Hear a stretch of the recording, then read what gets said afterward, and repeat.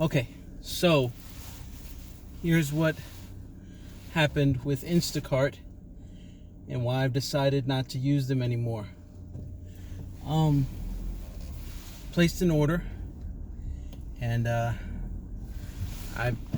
know that the prices vary depending upon if things have to get replaced or sizes of pounds and ounces that may vary between meat sizes or fruit. So I don't expect the exact prices to match up with what I order and what I pay, but it shouldn't be too far off. So place the order.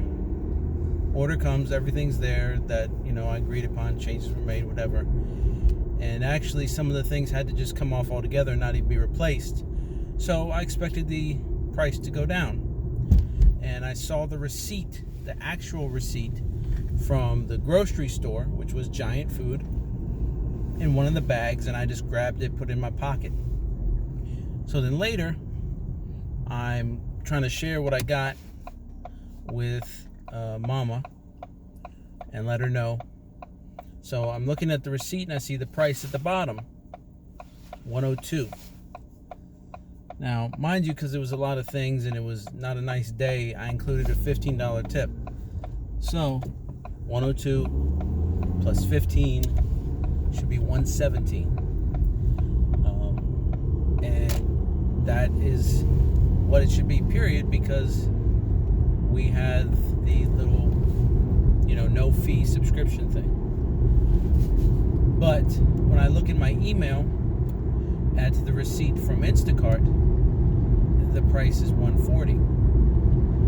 Well, I go through the receipt to make sure there's nothing missing or added, and no, it's just almost every single price that they charge on their receipt is different than what Giant was charging. And so I go through this whole process of thinking that there was just some computer glitch, when no, it's not. That's the way they work, and that's the way they make money for the drivers and for their company, is by charging basically whatever they want for the food. Now, it's going to be relatively close to the product. So it may be 30 cents difference, maybe at the most $1.50 difference. And if you only get a couple items and they're only 30 cents difference, you might not even notice.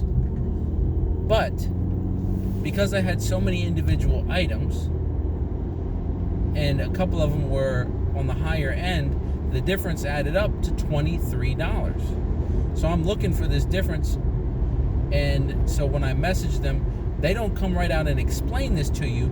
They just refer you back to their terms and conditions, because they don't want to tell you that they charge you basically whatever the hell they want to make the money. Now, again, I'm not faulting them. It's a company. They got to make money. They got to pay the driver. They got to pay you to have the app running and all this stuff. So I understand that.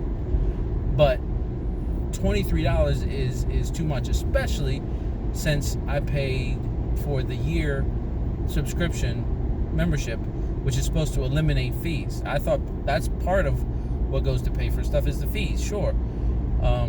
But $23 is too much of a difference on a $100 order. Now, if it had been a $250 order, $23 wouldn't have been that much. But on a $100 order, $20 is way too much money I can't afford to spend right now on top of the tip. So I'm not including the difference of the tip. Because again, I looked at $102. I gave a $15 tip. That should be $117. No, I got charged $140. And the first things they started telling me when I emailed them was like, oh, well, when you look in your bank account, the hold. I said, no, I'm not talking about the hold. I know the hold that they put at first is different to make sure that you'll have enough money on your card to cover what they're buying. And they add extra to make sure that if the price goes up, that there'll be enough. So I know the hold is going to be more. The hold was $170. So I'm not talking about that. And I explained that, and I sent copies of the receipts and emails. So they don't even bother mentioning what I'm saying. That once they realize that I'm not talking about the hold, they just say, oh, well, read our terms and conditions. Read it. So I was like, okay, you know what? I get it now. Don't send me any more emails. Thanks. I understand what you're doing here. My bad. I'm done. And that's it. So, no Instacart for me, and then that's why. Love you guys.